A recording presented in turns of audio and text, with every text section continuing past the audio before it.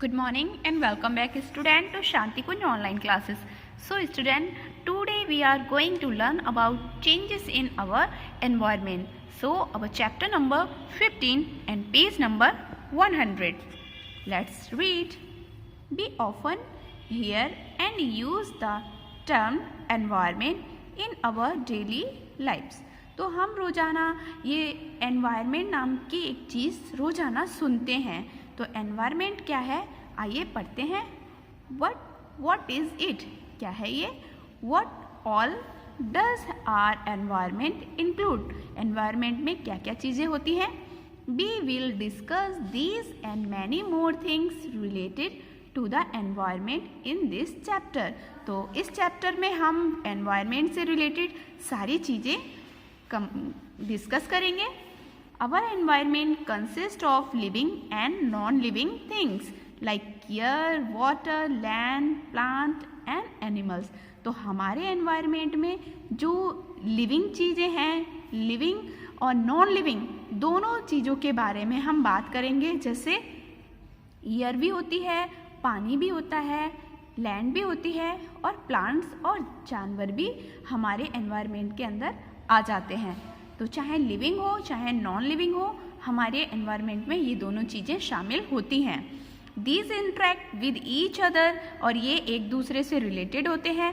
How ever human beings change the environment to suit their needs.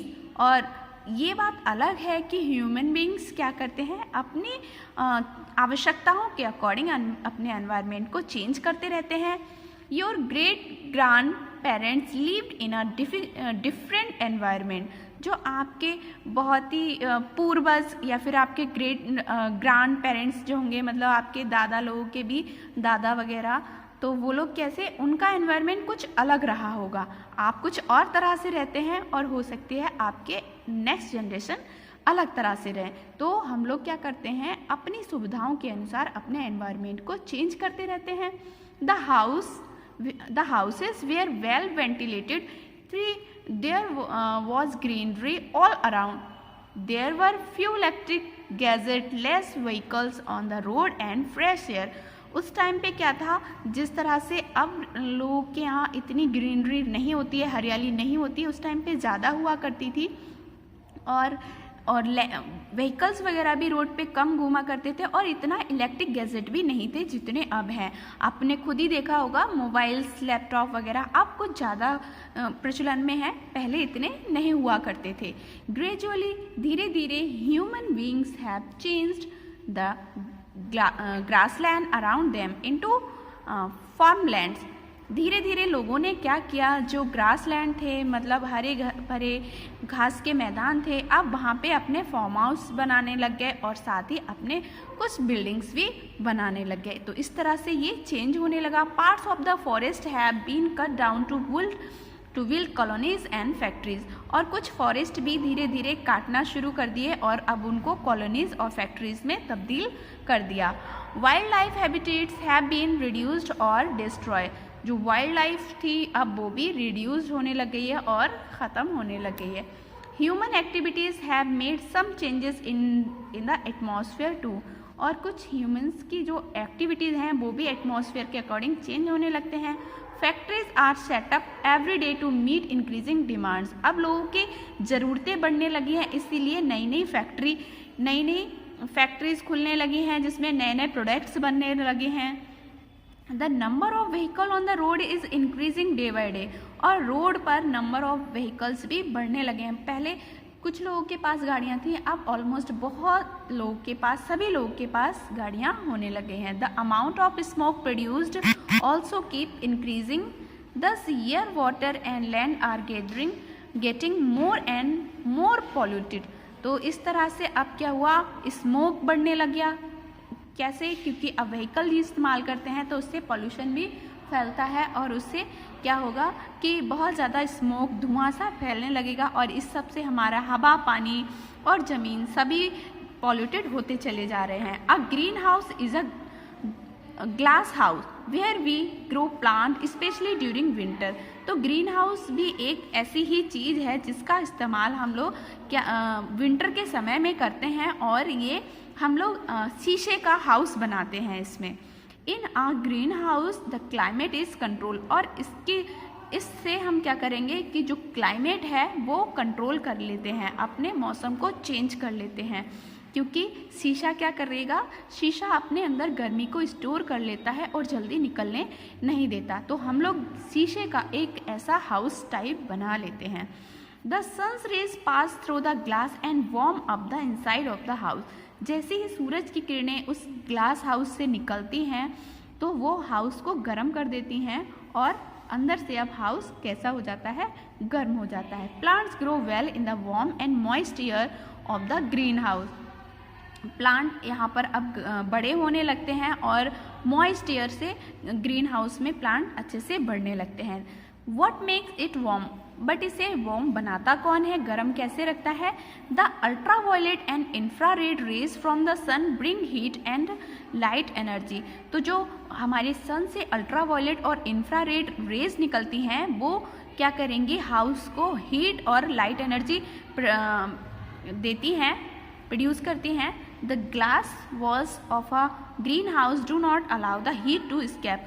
और होता क्या है कि जो ग्लास होता है वो उसकी दीवारें गर्मी तो एब्जॉर्ब कर लेती हैं, बट वो जल्दी उसे बाहर निकलने नहीं देती हैं, वो हीट को अपने अंदर एब्जॉर्ब करके रखती हैं। तो इस तरह से look at the picture, a green house is a glass house where we grow plant specially in winter. तो विंटर के समय में इस तरह से हम प्लांट्स को बना सकते हैं, जर्मिनेट कर सकते हैं। Green house gases, green house gases क्या क्या होती हैं आइए जानते हैं। The earth atmosphere is a blanket of glasses. तो अर्थ का जो एटमॉस्फेयर है वो किसका, एक गैसेस की एक चादर है, सॉरी यहाँ है गैसेस की एक चादर है या ब्लैंकेट कहेंगे। तो वो क्या कहलाता है, हमारा एटमॉस्फेयर कहलाता है। Some of these gases like carbon dioxide, nitrous oxide, methane and water vapour have the property of trapping energy from the sun. तो कुछ गैसें ऐसी होती हैं जिनके अंदर कुछ ऐसी प्रॉपर्टी होती हैं जैसे कि carbon dioxide, nitrous oxide, methane और वाटर वेपर। ये क्या करती हैं, ये सन से आने वाली एनर्जी को ट्रैप कर लेती हैं, अपने अंदर फांस लेती हैं या फिर स्टोर कर लेती हैं। These gases do not allow the heat to escape back into the space. और ये गैसें क्या करती हैं, जो हीट एनर्जी हमको सन से मिली है वो गैसें अपने अंदर स्टोर कर लेती हैं और उनको जल्दी बाहर नहीं जाने देती, उस हीट एनर्जी को अपने से जल्दी बाहर नहीं जाने देती। दे वार्म अप द अर्थ। अब क्योंकि वो गैसें अब गर्म हो चुकी हैं तो वो अर्थ को भी कैसे कर देंगी, वार्म अप कर देती हैं, थोड़ा गर्म कर देती हैं। These gases are called green house gases. इन गैसों को हम क्या बोलेंगे, ग्रीन हाउस गैस। तो ग्रीन हाउस गैस कौन कौन सी हो गई, carbon dioxide, nitrous oxide, methane and water vapour. And this effect is known as the green house effect. और जो गैसें ये अपना इफेक्ट डाल रही हैं, मतलब जो अपने अंदर हीट एनर्जी स्टोर कर लेती हैं और एटमॉस्फेयर को गर्म कर देती हैं, इस इफेक्ट को, इस प्रभाव को हम ग्रीन हाउस इफेक्ट कहेंगे। This effect means an increase in the concentration of greenhouse gases in the atmosphere which lead to an increase in the amount of infrared radiation close to the surface of the earth। अब ये जो गैसें होती हैं ये हमारे atmosphere में infrared radiation को बढ़ा देती हैं और हमारे अर्थ को और ज़्यादा गर्म कर देती हैं। इससे क्या होता है कि ये हमारे लिए एक क्या बन जाता है, इंफ्रारेड रेडिएशन हमारे लिए बहुत ही ज़्यादा हानिकारक होता है, मतलब बहुत ज़्यादा इसके नेगेटिव इफ़ेक्ट भी हो सकते हैं। कार्बन डाइऑक्साइड, आइए हम पढ़ते हैं। Look at the picture. First of all green house effect. Green house effect क्या कर रहा है, ये देखो, ये इसमें carbon dioxide and other gases in the atmosphere trap heat keeping the earth warm.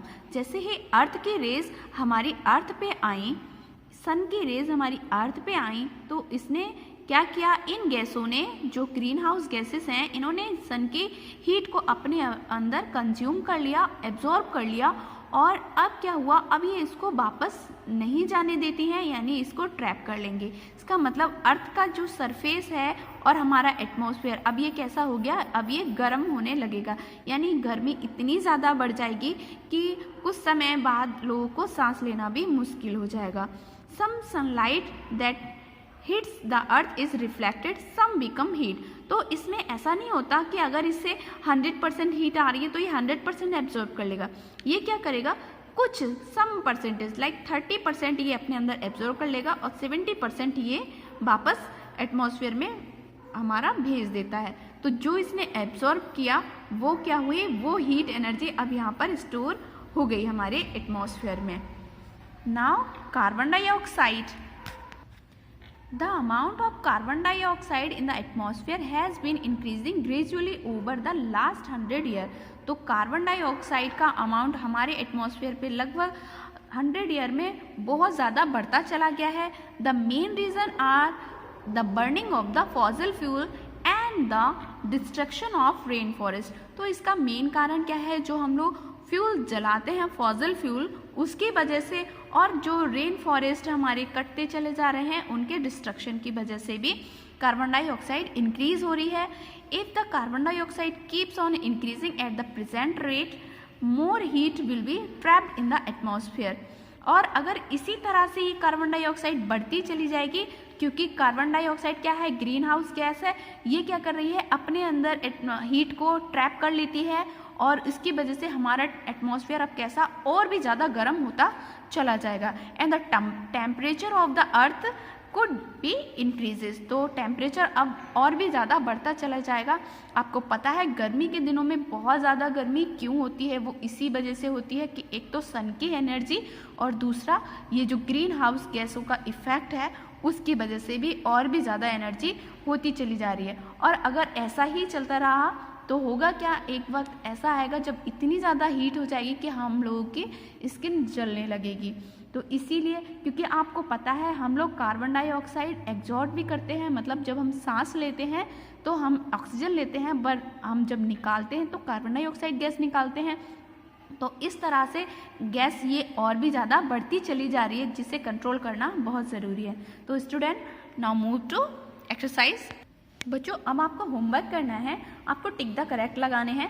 First question देखिए, the increase in the number of factories and vehicle has resulted in the increase of carbon dioxide. The earth atmosphere is a blanket of gases, which of the following gases is not a green house gas. तो कौन सी नहीं है? तो बच्चों, chlorofluorocarbon, जिसे CFC बोलते हैं, वो ग्रीन हाउस गैस नहीं है। कार्बन डाइऑक्साइड है, मीथेन है और ऑक्सीजन भी है। The change in climate cause, क्या क्या चेंज आता है अगर क्लाइमेट चेंज होता है तब? Melting of ice at the pole, जो पोल्स हैं वहाँ पर आइस अब मेल्ट होने लगेगी। फ्रीक्वेंट फ्लूडिंग ऑफ द प्लेसेस, अब जब आइस मेल्ट होने लगेगी तो एकदम से उस जगह पे बाढ़ आने के चांसेस रहेंगे। बच्चों, आपने कल ही सुना होगा कि चमोली, जो उत्तराखंड का एक ज़िला है, वहाँ पर एक ग्लेशियर के फटने से बाढ़ आ चुकी है। तो वहाँ बहुत ज़्यादा तबाही हो चुकी है, 10 से ज़्यादा लोगों की जानें भी जा चुकी हैं। तो ये भी किसकी वजह से हुआ है? क्लाइमेट चेंज होने की वजह से हुआ है।